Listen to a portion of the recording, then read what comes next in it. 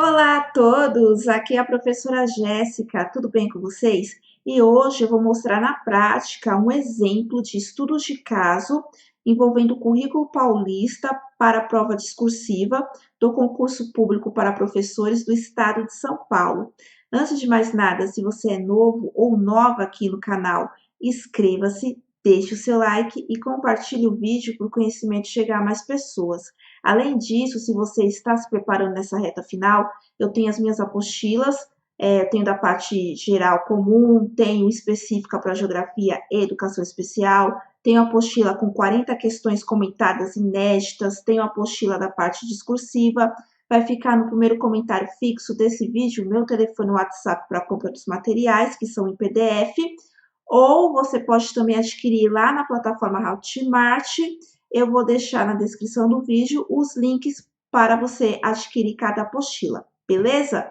Antes de começar aqui com o estudo de caso para a discursiva, eu vou deixar claro aqui com vocês que ontem eu fiz aquele vídeo sobre as estratégias de estudo na reta final, eu até comentei com vocês e pedi a opinião de vocês, se caso vocês achavam que a prova continuaria ainda marcada para 6 de agosto ou não, que ia ser mudado, mas aquele vídeo eu gravei na segunda-feira, dia 24, e saiu ontem, na terça-feira, dia 25, uma publicação, tá? No Diário Oficial do Estado, Caderno Executivo 1, página 6, que é o edital de convocação para a prova objetiva e discursiva, que serão no mesmo dia. Portanto, se mantém em 6 de agosto. Então, principalmente para o pessoal que está vindo de outros estados, podem ficar despreocupados, a prova está mantida, tá?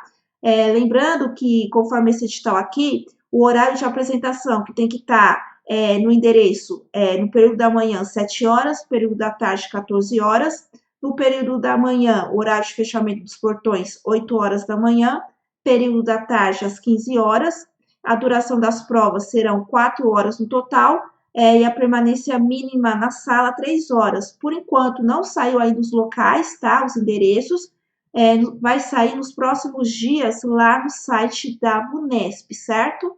Voltando aqui para a apostila de discursivas, que para quem não conhece, está aqui a capa, né? Então, tem orientações conforme o edital, estrutura do texto, dica na hora da prova, possíveis temas, 8 sugestões de treino e também com as respostas. Lembrando que aqui, essa parte é o que tange o currículo paulista, porque conforme o edital, os temas serão currículo paulista e metodologias e estruturas de ensino, certo? Eu acredito que na parte de metodologias e estruturas de ensino, acabem cobrando a parte específica da disciplina. E aqui do currículo paulista, a parte geral do currículo. Ou o contrário, né? Então a gente tem que se preparar para tudo, né? Mas a apostila está focada aqui na parte do currículo paulista, a parte introdutória, que vai servir aí para todas as disciplinas, certo? E a prova discursiva, ela pode cair sendo como um estudo de caso. E vamos relembrar aqui o que é um estudo de caso. Inclusive, eu já fiz um vídeo sobre o que é um estudo de caso na época do concurso de PEIF da Prefeitura de São Paulo. Mas vamos relembrar o que é um estudo de caso. O estudo de caso se refere a uma situação hipotética. Então, geralmente, lá na Vunesp, a comanda vai vir com uma história de um professor que tinha uma turma, ou comparando turmas, comparando escolas. Então, é uma situação hipotética, uma situação que não existe, mas foi inventada, uma história. Basicamente, você deve apresentar o conhecimento teórico sobre o assunto para, enfim, sugerir a solução do problema anunciado. Portanto, vai vir um problema que você precisa dar uma solução, mas não é uma solução que você vai retirar da sua cabeça, mas uma solução que está dentro da bibliografia, no caso aqui, do currículo paulista, ou das metodologias e estruturas de ensino, que pode também ser qualquer coisa, da bibliografia e do edital, tanto da parte geral, tanto da parte específica.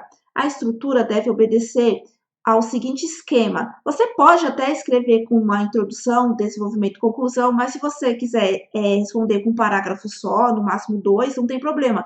Não precisa fazer uma estrutura, porque no edital não diz qual será o gênero textual que será cobrado. Então, você pode escrever em tópico, em parágrafo 2, não precisa ser introdução, desenvolvimento e conclusão. Porém, no edital também diz que eles vão também analisar a estrutura do texto, parte gramatical. Então, para você ganhar um pontinho a mais, acho que seria interessante você estruturar assim. Mas eu acho mais fácil você fazer nessa estrutura. Ou faça uma estrutura de 2 parágrafos, acho que já está bom. Então, aqui tem a estrutura, se você quiser seguir, a parte de introdução, que é a apresentação do caso, né, hipotético, o desenvolvimento, que é a explicação 1 e a explicação 2. Eu já vou mostrar aqui um exemplo de como pode ser essa explicação 1 e explicação 2, que pode cair na sua prova. E a conclusão, que nada mais é que a apresentação da proposta da solução. E essa solução tem que ser de acordo com a bibliografia. No caso aqui, do currículo paulista, certo? E como é que pode cair esse estudo de caso? Eu trouxe aqui um exemplo para vocês. Vamos lá. Você é um professor recém-contratado para atuar no ensino médio em uma escola da rede estadual de educação em São Paulo. Durante o primeiro semestre letivo, você observa que os alunos demonstram pouco interesse nas aulas, há um baixo engajamento em atividades propostas. Em algumas situações, ocorrem manifestações de desrespeito aos colegas devido a diferenças culturais e sociais. Além disso, nota-se uma falta de consciência ambiental entre os estudantes e pouco conhecimento sobre a importância da sustentabilidade para a sociedade. Então, aqui é a comanda com a história, né? Que é o nosso estudo de caso, nossa situação hipotética, que seria, no caso, você. Daí ela pode criar assim, essa primeira comanda, e aqui pedindo subperguntas que você deverá responder ali dentro da sua discursiva. A e B. Então vamos primeiro para A. Considerando o contexto apresentado, como você, enquanto professor do ensino médio, pode desenvolver a competência de promover uma cultura de respeito aos direitos humanos como direito universal entre os alunos. Discorra sobre estratégias e abordagens que poderiam ser adotadas para fomentar o respeito à diversidade, a empatia e o diálogo entre os estudantes. Portanto, você tem que dar uma solução em relação a essa questão dos alunos que não respeitam as diferenças culturais e, além disso, dar estratégias e abordagens para tal. B. Diante da necessidade de conscientizar os alunos sobre a importância da sustentabilidade ambiental, elabore um projeto interdisciplinar que aborda temas relevantes para o ensino médio, relacionados à prevenção do meio ambiente e práticas sustentáveis. Explique quais disciplinas poderiam ser envolvidas nesse projeto, como seria a abordagem pedagógica e quais atividades e metodologias seriam utilizadas para que os estudantes se tornassem agentes ativos da promoção da sustentabilidade em sua comunidade escolar e na sociedade em geral. Portanto, também precisa resolver essa questão do desinteresse dos estudantes sobre a sustentabilidade, a questão ambiental e fazer um projeto, alguma ação ali pedagógica interdisciplinar. O que é o interdisciplinar? É aquele projeto que tem 2 ou mais componentes curriculares. Lembrando que no ensino médio a gente tem as áreas do conhecimento. O próprio currículo paulista ele está dividido em áreas do conhecimento. E dentro das áreas de conhecimento temos os componentes curriculares, os vulgos disciplinas, né? Portanto, o estudo de caso pode cair lá na prova desse jeito que eu montei aqui para vocês. Inclusive, essa não está na apostila, ela é inédita, tá? Eu vou deixar até na descrição do vídeo para vocês fazerem o download e verem, certo? Então, a prova pode cair assim: a comanda com essa situação hipotética e dentro dela 2 subperguntas para você dar a solução, certo? Então, vai ter lá as linhas, eu não sei a quantidade de linhas, porque não está no edital. Provavelmente vai ser entre 10 a 20 linhas, e você vai ter que responder A e B dentro de 10 a 20 linhas, né? O que eu aconselho? Primeiro, responda A, depois responda B, ali dentro da mesma estrutura de texto. Você pode fazer o contrário? até pode, mas como os avaliadores, na hora de corrigir, vão ter o espelho ali com as palavras chaves que precisarão estar lá na sua discursiva e vai seguir uma ordem, fica mais fácil responder A, depois B. Você pode responder em um parágrafo A e depois um segundo parágrafo B, seguindo a sequência, certo? E antes de responder, vamos lá relembrar o currículo paulista do ensino médio, certo? É dividido, né? O ensino fundamental com o ensino médio. Então, voltando até mesmo lá na minha apostila da parte geral, então, quais são os princípios do ensino médio no contexto da prática, conforme aqui o currículo paulista? Considerando os aspectos sociais contemporâneos apontados pelas rápidas transformações decorrentes do desenvolvimento tecnológico, faça-se necessário construir um novo tipo de escola para atender às necessidades de formação geral desse novo perfil de estudantes, indispensáveis ao exercício da cidadania e à inserção do mundo do trabalho, e responder à diversidade de expectativa dos jovens quanto à sua formação, certo?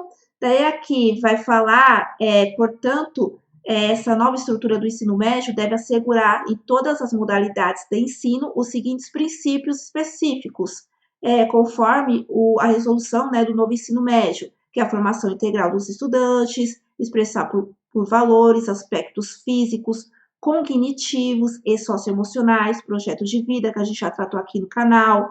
Também a questão de pesquisa como prática pedagógica para inovação e criação e construção de novos conhecimentos, respeito aos direitos humanos, compreensão da diversidade e realidade dos sujeitos, das formações de produção, este trabalho das culturas, sustentabilidade ambiental, diversificação da oferta de forma a possibilitar múltiplas trajetórias por parte dos estudantes, também a indissociabilidade entre educação e prática social, e também que não se pode separar a teoria e prática do processo de ensino-aprendizagem. E aqui no currículo paulista também vai dizer que esse currículo do ensino médio está dividido entre áreas do conhecimento e dentro das áreas do conhecimento, os componentes curriculares, que são as disciplinas, e que precisa se trabalhar de maneira interdisciplinar. E foi a partir desse trecho aqui que eu desenvolvi